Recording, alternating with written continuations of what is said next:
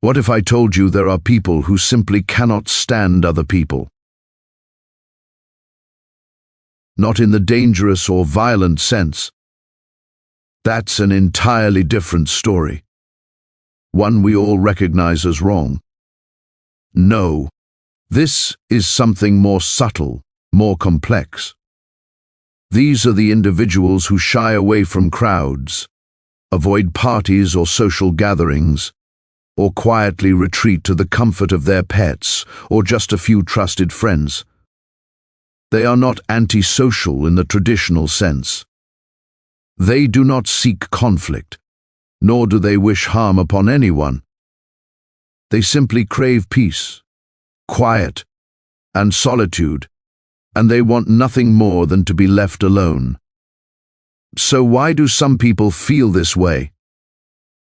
Why do they instinctively avoid interactions, avoid people, and sometimes withdraw entirely from social life? It isn't about hostility or unfriendliness. The reasons run deeper than surface appearances. There is a genuine psychological explanation behind it, and it is far more common than most people realize. And perhaps, just perhaps, you might see yourself in one of the three distinct types we are about to uncover. Stick with me, because this is a journey into the minds of people who seem, on the surface, to hate the world around them. Let's begin with the first type, the betrayed soul. These are the individuals whose aversion to others stems from real emotional wounds. Maybe they have been deeply hurt, abandoned, or betrayed by someone they trusted completely. Perhaps it was a close friend, a romantic partner, or even a family member who turned away in their moment of need. For them, the pain inflicted by others does not simply vanish. It lingers, festering like an untreated wound, raw and persistent. Every attempt to trust someone again reopens the pain, resurfacing the hurt in waves over time. Gradually, their mind forms a pattern, a general belief. People will always let me down. They hurt me. They disappoint me. Why then should I ever expose myself again to that possibility? Each new encounter with betrayal, whether monumental or minor, slowly erodes their trust. As they retreat further from human connection, they begin to believe that everyone, at some point, will inevitably disappoint them. Their cynicism is not born of cruelty. It is forged in repeated experiences that prove over and over that people can be untrustworthy.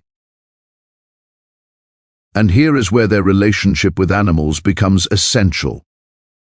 Pets, unlike humans, do not betray. They do not judge. They do not carry grudges or hold resentment. For the betrayed soul, the companionship of a loyal pet provides the unconditional love they crave without the risk of emotional injury. It is safe, peaceful, and reliable. In this space of non-judgmental connection, they find solace, and as a result, the distance from humans grows even more pronounced. The second type is what I call the peace seeker. These individuals do not hate others in any malicious sense. Their desire is simple, they long for solitude. Yet, the paradox is that choosing solitude often brings judgment. Whispers follow them. Gossip circulates. Why won't you join us? Do you think you are above the rest? It is not that peace seekers dislike people. Rather, they dislike the emotional noise, the tension, and the negativity that frequently accompanies social interactions. What they need is calm, but instead they are labeled as complex, difficult, or even antisocial. This constant misunderstanding creates tension between their inner desire for tranquility and the world's expectations of sociability. Over time, the more they withdraw to protect their mental and emotional well-being, the more the world pushes back. This cycle can generate subtle resentment, not true hatred, but a defensive frustration toward those who cannot understand their need for peace. Peace seekers do not seek isolation to harm or punish anyone.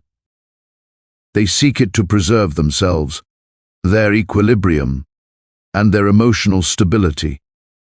And yet, despite their good intentions, they often feel the crushing weight of societal judgment every time they choose to protect themselves. Finally, the third type embodies a deeper, more pronounced rejection of humanity. This type has cultivated a tangible hatred toward people, not from whim or minor disappointment, but from sustained frustration, humiliation, or betrayal. Repeated injuries and failures intensify their anger, and psychologically, this stems from unresolved rage, resentment, and deep cynicism. They magnify human flaws, perceive selfishness and cruelty everywhere, and actively avoid forming social bonds. Unlike the betrayed soul or the peace seeker, their withdrawal is not primarily about safety or peace. They genuinely despise the behaviors they observe in others and often feel validated in their judgment by repeated negative experiences. So, there you have it. 3 distinct types of people who, on the surface, seem to hate humanity. Each is shaped by their own struggles, experiences, and reasons. It is not always about malice. Often, it is a mechanism of self-protection, a response to pain, or a coping strategy to navigate a world that has proven unkind or unpredictable. Human behavior is complex, and the motivations behind it are equally intricate. Now, ask yourself, if you have ever felt a genuine aversion to people, which of these types resonates with you? Or perhaps your reasons are entirely different.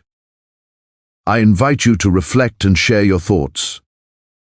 If you don't feel this way, consider the experiences of those who do. What might they be protecting themselves from? Let's continue the conversation in the comments.